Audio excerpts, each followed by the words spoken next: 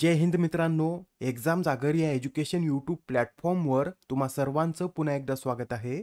मित्रांनो, शॉर्ट सर्किटमुळे आपला जो CPU होता तोच जळाला आहे. तो आता रिपेअर करणं सुद्धा शक्य नाही. त्यामुळे पर्यायी व्यवस्था निर्माण करण्यासाठी हा 5 दिवसाचा गॅप आपल्याला घ्यावा लागला आहे. आता 24 सप्टेंबर पासून आपले रेग्युलर व्हिडिओ अपलोड होतील आणि ज्या मागच्या 5 दिवसाच्या न्यूज आहेत त्या सुद्धा आपण या रेग्युलर व्हिडिओमध्येच ॲड करत कव्हर करणार आहोत. त्यामुळे तुमच्यावर सुद्धा एकदाच लोड येणार नाही व आपल्या मागच्या 5 दिवसाच्या न्यूज सुद्धा कव्हर होतील. आजच्या सत्रामध्ये एकूण 15 प्रश्न आहेत. व्हिडिओ शेवटपर्यंत पहा व व्हिडिओला लाईक करा आणि आपल्या मित्रांसोबत पण शेअर करा, जेणेकरून येणाऱ्या एक्झाममध्ये त्यांना सुद्धा या व्हिडिओचा फायदा होईल. आजची पहिली न्यूज पहा. आता आतिशी मार्लेना यांनी अलीकडेच दिल्लीच्या नवीन मुख्यमंत्री म्हणून शपथ घेतली आहे. बरं, आता आतिशी मार्लेना या दिल्लीच्या मुख्यमंत्री बनणाऱ्या कितव्या महिला ठरल्या? तर आता आतिशी मार्लेना या दिल्लीच्या मुख्यमंत्री बनणाऱ्या एकूण 3ऱ्या महिला ठरल्या आहेत. आणि त्या दिल्लीच्या मुख्यमंत्री बनणाऱ्या कितव्या व्यक्ती आहेत? तर त्या दिल्लीच्या मुख्यमंत्री बनणाऱ्या एकूण 8व्या व्यक्ती आहेत. मित्रांनो, याआधी दिल्लीच्या मुख्यमंत्री बनणाऱ्या पहिल्या महिला या सुषमा स्वराज आहेत. सुषमा स्वराज यांनी 12 ऑक्टोबर 1998 ते 3 डिसेंबर 1998 पर्यंत दिल्लीचं मुख्यमंत्रीपद सांभाळलं आहे. त्यानंतर दुसऱ्या महिला या शीला दीक्षित आहेत. शीला दीक्षित या 3 डिसेंबर 1998 ते 28 डिसेंबर 2013 पर्यंत दिल्लीच्या मुख्यमंत्री होत्या. मित्रांनो, याबरोबरच हे सुद्धा लक्षात ठेवा, आतिशी मार्लेना या दिल्लीच्या सर्वात तरुण मुख्यमंत्री ठरल्या आहेत. त्यांनी वयाच्या 43व्या वर्षी दिल्लीच्या मुख्यमंत्री म्हणून शपथ घेतली आहे. याआधी हा विक्रम अरविंद केजरीवाल यांच्या नावावर होता. ते वयाच्या 45व्या वर्षी मुख्यमंत्री झाले होते, पण त्यांचा हा विक्रम मोडत आतिशी मार्लेना यांनी हा विक्रम आता आपल्या नावावर केलेला आहे. आतिशी मार्लेना यांना पद आणि गोपनीयतेची शपथ दिल्लीचे लेफ्टनंट गव्हर्नर व्ही.के. सक्सेना यांनी दिली आहे. मार्लेना यांच्याविषयी थोडक्यात माहिती नोट करून घ्या. त्यांनी 2013 मध्ये आपमध्ये प्रवेश केला होता. 2015 ते 18 पर्यंत त्या दिल्लीच्या माजी उपमुख्यमंत्री मनीष सिसोदिया यांच्या सल्लागार म्हणून कार्यरत होत्या. 2020 मध्ये पहिल्यांदाच त्या दिल्लीच्या कालकाजी विधानसभा मतदारसंघातून निवडून आल्या आहेत. त्यांच्या शिक्षणाविषयी सांगायचं झालं तर त्यांनी ऑक्सफर्ड विद्यापीठातून इतिहास विषयात मास्टर्स केलेलं आहे. ठीक आहे, एवढे पॉईंट लक्षात आले असतील. तर आता हा प्रश्न पहा. आता नुकताच FSSAI ने राज्य अन्न सुरक्षा निर्देशांक 2024 प्रकाशित केला. तर या निर्देशांकामध्ये कोणत्या राज्याने प्रथम स्थान पटकावले? मित्रांनो, या राज्य अन्न सुरक्षा निर्देशांकाच्या 6व्या आवृत्तीत केरळने सलग दुसऱ्यांदा पहिलं स्थान पटकावलं आहे. केरळनंतर यात दुसऱ्या क्रमांकावर तामिळनाडू आहे, तिसऱ्यावर जम्मू आणि काश्मीर, तर 4थ्या क्रमांकावर गुजरात हे राज्य आहे. व हा जो अहवाल आहे याचं प्रकाशन FSSAIच्या ग्लोबल फूड रेग्युलेटर समिटमध्ये करण्यात आला आहे. बरं, हा अहवाल पहिल्यांदा कधी लॉन्च करण्यात आला होता? तर 2019 मध्ये हा अहवाल पहिल्यांदा लॉन्च करण्यात आला होता. या निर्देशांकाच्या निर्मितीसाठी एकूण 5 महत्त्वाच्या पॅरामीटर्सचा विचार केला जातो. ते पॅरामीटर्स कोणते? तर मानवी संसाधने आणि संस्थात्मक डेटा, अनुपालन, अन्न चाचणी, पायाभूत सुविधा आणि देखरेख, प्रशिक्षण आणि क्षमता व निर्माण ग्राहक सक्षमीकरण या 5 पॅरामीटर्सच्या आधारे हा निर्देशांक तयार केला जातो. येथे आपण ग्लोबल फूड रेग्युलेटर समिटचा सुद्धा उल्लेख केला आहे. तर याविषयी माहिती नोट करून घ्या. या समिटचं आयोजन 19 ते 21 सप्टेंबर दरम्यान नवी दिल्लीतील भारत मंडपममध्ये करण्यात आलं होतं. प्रश्न क्रमांक 3. भारताचे नवे हवाई दल प्रमुख म्हणून कोणाच्या नावाची घोषणा करण्यात आली? तर आता भारताचे नवे हवाई दल प्रमुख म्हणून एअर मार्शल अमरप्रीत सिंग यांच्या नावाची घोषणा करण्यात आली आहे. हे जे एअर मार्शल अमरप्रीत सिंग आहेत हे भारताचे कितवे हवाई दल प्रमुख असतील? तर एअर मार्शल अमरप्रीत सिंग हे भारताचे 28वे हवाई दल प्रमुख असतील. सध्या हवाई दल प्रमुख कोण आहेत? तर विवेक रामचौधरी हे सध्या 27वे हवाई दल प्रमुख आहेत व ते 30 सप्टेंबर 2024 रोजी या पदावरून निवृत्त होतील. व त्याच दिवशी म्हणजे 30 सप्टेंबर 2024 रोजी अमरप्रीत सिंग या पदाचा कार्यभार स्वीकारतील. एअर मार्शल अमरप्रीत सिंग हे सध्या हवाई दलाचे उपप्रमुख म्हणून कार्यरत आहेत. हवाई दलाचे उपप्रमुख म्हणून कार्य करण्याआधी त्यांनी मध्य हवाई कमांडचे air officer commanding in chief म्हणून देखील कार्य केलं होतं. मित्रांनो, सध्याचे जे लष्कर प्रमुख, नौदल प्रमुख आणि हवाई दल प्रमुख आहेत हे वर्गमित्र होते. या सर्वांनी राष्ट्रीय संरक्षण प्रबोधिनीतून प्रशिक्षण घेतलं आहे. यासच ही एक्स्ट्रा माहिती सुद्धा नोट करून घ्या. मध्य हवाई कमांडचं मुख्यालय कोठे स्थित आहे? तर उत्तर प्रदेशमधील प्रयागराज येथे मध्य हवाई कमांडचं मुख्यालय स्थित आहे. तसेच पश्चिम एअर कमांडचं मुख्यालय दिल्ली, साऊथ वेस्टर्न एअर कमांडचं मुख्यालय गांधीनगर, पूर्व एअर कमांडचं मुख्यालय शिलाँग दक्षिणी एअर कमांडचं मुख्यालय तिरुअनंतपुरम, हवाई दलाचं मेंटेनन्स कमांड हे आपल्या महाराष्ट्रातील नागपूर येथे स्थित आहे, तर ट्रेनिंग कमांड हे कर्नाटकातील बेंगळूर येथे आहे. प्रश्न क्रमांक 14, आंतरराष्ट्रीय क्रिकेटमध्ये 400 विकेट घेणारा भारताचा 10वा गोलंदाज कोण ठरला आहे? तर आता आंतरराष्ट्रीय क्रिकेटमध्ये 400 विकेट घेणारा भारताचा 10वा गोलंदाज हा जसप्रीत बुमराह ठरला आहे. जसप्रीत बुमराह यांनी एम.ए. चिदंबरम स्टेडियमवर बांगलादेशच्या हसन मुहम्मद यांची विकेट घेत आपले 400 बळी पूर्ण केले आहेत. बरं, हे तुम्हाला माहित आहे का? आंतरराष्ट्रीय क्रिकेटमध्ये 400 बळी घेणारे भारताचे पहिले गोलंदाज कोण? तर कपिल देव हे आंतरराष्ट्रीय क्रिकेटमध्ये 400 बळी घेणारे भारताचे पहिले गोलंदाज आहेत. प्रश्न क्रमांक 5, कोणत्या देशाने चेस ऑलिम्पियाड 2024च्या महिला आणि पुरुष या दोन्ही गटात सुवर्ण पदक पटकावलं? या प्रश्नाचं उत्तर आहे पर्याय क्रमांक 4, म्हणजेच आपल्या भारताने या चेस ऑलिम्पियाडच्या महिला आणि पुरुष या दोन्ही गटात सुवर्ण पदक पटकावलं आहे. मित्रांनो, प्रथमच भारताने या चेस ऑलिम्पियाडमध्ये सुवर्ण पदक पटकावलं असून विशेष म्हणजे महिला आणि पुरुष या दोन्ही गटात आपण हे सुवर्ण पदक पटकावलेलं आहे. ही या चेस ऑलिम्पियाडची 45वी आवृत्ती होती. याचं आयोजन हंगेरीच्या बुडापेस्ट या शहरामध्ये करण्यात आलं होतं. नेक्स्ट क्वेश्चन पहा, मध्य प्रदेश उच्च न्यायालयाच्या मुख्य न्यायाधीशपदी कोणाची नियुक्ती करण्यात आली? तर आता मध्य प्रदेश उच्च न्यायालयाच्या मुख्य न्यायाधीशपदी सुरेश कुमार केत यांची नियुक्ती करण्यात आलेली आहे. हे जे सुरेश कुमार केत आहेत हे दिल्ली उच्च न्यायालयात न्यायमूर्ती म्हणून कार्यरत होते. त्यांची आता बढती करून त्यांना मुख्य न्यायाधीश बनवण्यात आला आहे. सुरेश कुमार केत यांच्याबरोबरच न्यायमूर्ती मनमोहन हे दिल्ली उच्च न्यायालयाचे मुख्य न्यायाधीश बनले आहेत. सध्या ते दिल्ली उच्च न्यायालयाचे कार्यवाहक मुख्य न्यायाधीश म्हणून कार्यरत होते. त्यांच्याकडेच आता मुख्य न्यायाधीश पदाचा कार्यभार देण्यात आला आहे. न्यायमूर्ती इंद्रप्रसन्न मुखर्जी हे मेघालय उच्च न्यायालयाचे मुख्य न्यायाधीश बनले आहेत. न्यायमूर्ती नितीन मधुकर जामदार हे केरळ उच्च न्यायालयाचे मुख्य न्यायाधीश बनले आहेत. तर जम्मू काश्मीर आणि लडाख उच्च न्यायालयाचे मुख्य न्यायाधीश हे न्यायमूर्ती ताशीर अफताब बनले आहेत. मद्रास उच्च न्यायालयाचे मुख्य न्यायाधीश हे न्यायमूर्ती के.आर. श्रीराम, तर झारखंड उच्च न्यायालयाचे मुख्य न्यायाधीश हे न्यायमूर्ती एम.एस. रामचंद्र राव बनले आहेत. आता हे जे सर्व उच्च न्यायालय आहेत याची स्थापना वर्ष सुद्धा आपण पाहून घेऊया. तर पहा, दिल्ली उच्च न्यायालयाची स्थापना 1966 मध्ये करण्यात आली. मध्य प्रदेश उच्च न्यायालयाची स्थापना 1956, केरळ उच्च न्यायालय 1958, मद्रास उच्च न्यायालय 1862, झारखंड उच्च न्यायालय 2000, तर मेघालय उच्च न्यायालय हे 2013 मध्ये स्थापन करण्यात आलं होतं. आता प्रश्न क्रमांक 7 पहा, अलीकडे चर्चेत असलेली हो ही भाषा कोणत्या देशात बोलली जाते? कोणती भाषा आहे?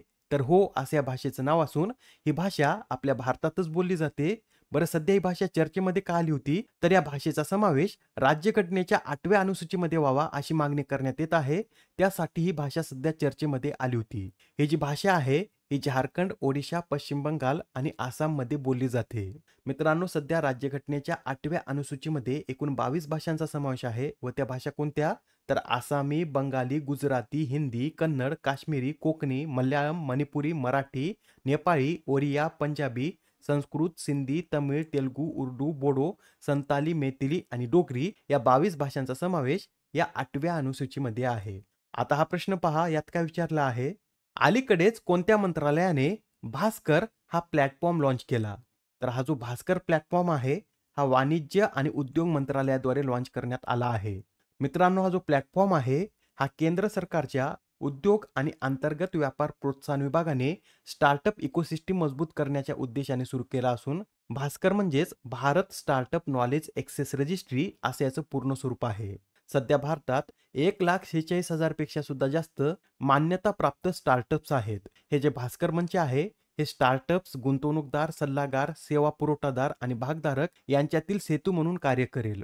नेक्स्ट क्वेश्चन पहा, भारतीय नौदलाच्या लेफ्टनंट कमांडर दिलना के आणि लेफ्टनंट कमांडर रूपा ए सागर या 2 महिला अधिकारी कोणत्या जहाजाद्वारे जगाची परिक्रमा करणार आहेत? तर या ज्या दोन्ही अधिकारी आहेत या INSV तारिणी या जहाजाद्वारे जगाची परिक्रमा करणार आहेत. एक्झाम मध्ये विचारलं जाऊ शकतं, लक्षात ठेवा. या दोन्ही महिला अधिकारी INSV तारिणी या जहाजाद्वारे जगाची परिक्रमा करणार आहेत. प्रश्न क्रमांक 10, सशस्त्र सीमा बलाचे नवीन महासंचालक म्हणून कोणाची नियुक्ती करण्यात आली? तर आता सशस्त्र सीमा बलाचे नवीन महासंचालक हे अमृत मोहन प्रसाद बनले आहेत. मित्रांनो, हे जे अमृत मोहन प्रसाद आहेत हे 1989च्या बॅचचे ओडिशा कॅडरचे IPS अधिकारी असून ते याआधी केंद्रीय राखीव पोलीस दलात विशेष महासंचालक म्हणून कार्यरत होते. आता त्यांची सशस्त्र सीमा बलाचे महासंचालक म्हणून नियुक्ती करण्यात आली आहे. ते या पदावर 21 ऑगस्ट 2025 पर्यंत कार्य करतील. या सशस्त्र सीमा बलाची स्थापना कधी करण्यात आली? तर 1962च्या भारत-चीन युद्धानंतर 1963 मध्ये या सशस्त्र सीमा बलाची स्थापना करण्यात आली. याचं ब्रीद वाक्य सेवा सुरक्षा बंधुता असून हे दल गृह मंत्रालयाअंतर्गत कार्य करतं. नेक्स्ट क्वेश्चन पहा. 8व्या भारतीय जल सप्ताह 2024 चे उद्घाटन कोणाच्या हस्ते करण्यात आले? तर हा जो 8वा भारतीय जल सप्ताह आहे याचं उद्घाटन राष्ट्रपती द्रौपदी मुर्मू यांच्या हस्ते करण्यात आलेला आहे. हा जो भारतीय जल सप्ताह आहे हा 17 ते 20 सप्टेंबर दरम्यान पार पडला असून या 8व्या भारत जल सप्ताहातच आंतरराष्ट्रीय वॉश कॉन्फरन्सचं सुद्धा आयोजन करण्यात आलं होतं. बरं, हा सप्ताह कोणाद्वारे आयोजित केला जातो? तर पेयजल आणि स्वच्छता विभाग, जलशक्ती मंत्रालय व भारत सरकारद्वारे दर 2 वर्षांनी हा सप्ताह आयोजित केला जातो. प्रथम हा सप्ताह 2012 मध्ये आयोजित करण्यात आला होता. दुसरा सप्ताह 2013, तर तिसरा भारतीय जल सप्ताह हा 2015 पासून आयोजित करण्यात आला व तेव्हापासूनच याचं आयोजन दर 2 वर्षांनी करण्यात येत आहे. बरं, यावेळेसच्या या भारत जल सप्ताह आणि प्रदर्शनाचे भागीदार मंत्रालय कोणतं आहे? तर पंचायत राज मंत्रालय हे या सप्ताहाचं भागीदार मंत्रालय आहे व यावेळेसच्या या सप्ताहाची theme partnership and cooperation for inclusive water development and management अशी आहे. आता हा प्रश्न पहा. इंडस एक्स या शिखर परिषदेची तिसरी आवृत्ती कोठे आयोजित करण्यात आली? तर ही जी इंडस एक्स परिषद आहे याचं आयोजन अमेरिकेमध्ये करण्यात आलं होतं. ही जी परिषद आहे ही 2023 मध्ये पंतप्रधान नरेंद्र मोदी यांच्या अमेरिका दौऱ्यादरम्यान लॉन्च करण्यात आली होती व या शिखर परिषदेचा उद्देश काय आहे? तर भारत आणि अमेरिका या दोन्ही देशांमधील सरकारे, व्यवसाय आणि शैक्षणिक संस्थांमधील धोरणात्मक तांत्रिक भागीदारी आणि संरक्षण सहकार्याचा विस्तार करणे हे या शिखर परिषदेचं उद्दिष्ट आहे. प्रश्न क्रमांक 13वा. भारताने कोणत्या देशाला हरवून आशियाई चॅम्पियनशिप ट्रॉफीचं विजेतेपद पटकावलं? तर आपल्या भारताने चीन या देशाला हरवून या आशियाई चॅम्पियनशिप ट्रॉफीचं विजेतेपद पटकावलं आहे. अंतिम सामन्यात एकच गोल झाला आहे, तो आपल्या भारताच्या जुगराज सिंग यांनी केला असून या गोलमुळेच भारताने या स्पर्धेचं विजेतेपद पटकावलं आहे. बरं, भारताने आता ही स्पर्धा कितव्यांदा जिंकली? तर भारताने आता ही स्पर्धा एकूण 5व्यांदा जिंकली आहे. याआधी भारताने ही स्पर्धा 2011, 2016, 2018 आणि 2023 मध्ये सुद्धा जिंकली होती. यंदाच्या या स्पर्धेत तिसरं स्थान कोणी पटकावलं? तर पाकिस्तान या देशाने या स्पर्धेतील तिसरं स्थान पटकावलं आहे. याबरोबरच हे सुद्धा नोट करून घ्या, ही या स्पर्धेची कितवी आवृत्ती होती? तर ही या स्पर्धेची 8वी आवृत्ती होती. या स्पर्धेचं आयोजन चीनमधील हुलनबुई येथे करण्यात आलं होतं व या स्पर्धेतील सर्वोत्कृष्ट खेळाडू या पुरस्काराने भारताचा कर्णधार हरमनप्रीत सिंग यांना सन्मानित करण्यात आलेला आहे. बरं, या आशियाई चॅम्पियनशिप ट्रॉफीचं आयोजन प्रथम कधी करण्यात आलं होतं? तर 2011 मध्ये याचं आयोजन चीनमधील आर्डोस येथे करण्यात आलं होतं. तेव्हा सुद्धा याचं विजेतेपद आपल्या भारतानंच पटकावलं होतं. 2012 आणि 13 मध्ये आयोजित या स्पर्धेचं विजेतेपद पाकिस्तान, 2016 मध्ये भारत, 2018 मध्ये भारत आणि पाकिस्तान हे संयुक्त विजेते होते. 2021 मध्ये दक्षिण कोरियाने ही स्पर्धा जिंकली होती व आता 2023 आणि 24 या सलग 2 वर्षाची स्पर्धा ही आपल्या भारताने जिंकली आहे. प्रश्न क्रमांक 14वा. 18 सप्टेंबर रोजी कोणाच्या हस्ते NPS वात्सल्य या योजनेचा शुभारंभ करण्यात आला? या प्रश्नाचं योग्य उत्तर आहे पर्याय क्रमांक 1 म्हणजेच निर्मला सीतारामन यांनी या NPS वात्सल्य योजनेचा शुभारंभ केला आहे. ही जी योजना आहे याची घोषणा 2024-25च्या अर्थसंकल्पातच करण्यात आली होती व आता 18 सप्टेंबर पासून ही योजना लागू झाली आहे. या योजनेचा फायदा काय होईल? तर या योजनेअंतर्गत आईवडिलांना त्यांच्या मुलांचं भवितव्य सुरक्षित करण्याची संधी मिळणार आहे. या योजनेसाठी अल्पवयीन मुलांसाठी एक खातं खोलून त्यात त्यांचे आईवडील किमान 1000 रुपयापासून गुंतवणूक करू शकणार आहेत व हे जे खातं आहे हे त्या मुलाने 18 वर्षे पूर्ण केल्यानंतर त्या मुलाच्या नावावर हस्तांतरित करण्यात येणार आहे. या योजनेसाठी 18 ते 70 वर्ष वयोगटातील प्रत्येक भारतीय नागरिक पात्र असून या योजनेची सुरुवात दिल्लीतून करण्यात आली आहे. आणि मित्रांनो, या योजनेत गुंतवलेल्या पैशावर चक्रवाढ व्याज मिळणार आहे. ही जी योजना आहे याची अंमलबजावणी कोणाद्वारे करण्यात येईल? तर pension fund regulatory and development authority म्हणजेच PFRDA द्वारे या योजनेची अंमलबजावणी करण्यात येणार आहे. आणि महत्त्वाचा पॉईंट म्हणजे या योजनेत गुंतवलेले पैसे पहिल्या 3 वर्षासाठी काढता येणार नाहीत आणि 3 वर्षाच्या कालावधीनंतर यातील रक्कम केवळ 3 वेळा 25% इतकी काढता येणार आहे. ठीक आहे, एवढे पॉईंट तुमच्या लक्षात आले असतील. तर आता आजच्या सत्रामधील शेवटचा प्रश्न पहा. दरवर्षी आंतरराष्ट्रीय सांकेतिक भाषा दिन कधी साजरा केला जातो? तर हा जो आंतरराष्ट्रीय सांकेतिक भाषा दिवस आहे हा दरवर्षी 23 सप्टेंबर रोजी साजरा केला जातो. आणि हा दिवस 23 सप्टेंबर रोजीच का साजरा केला जातो तर 23 सप्टेंबर 1951 मध्ये वर्ल्ड फेडरेशन ऑफ डेफची स्थापना करण्यात आली होती. त्यासाठी 23 सप्टेंबर रोजी आंतरराष्ट्रीय सांकेतिक भाषा दिन साजरा केला जातो. यावेळेस या दिवसाची थीम काय आहे तर sign up for sign language rights अशी यावेळेस या दिवसाची थीम आहे.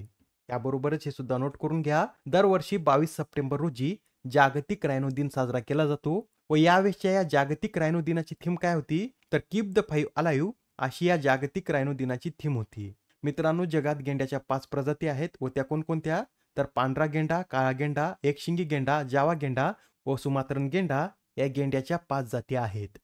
मित्रांनो आजचं सत्र येथेच संपलेलं आहे. या व्हिडिओला लाईक करा व आपल्या मित्रांसोबत पण शेअर करा. पुढच्या सत्रामध्ये पुन्हा भेटूया. धन्यवाद.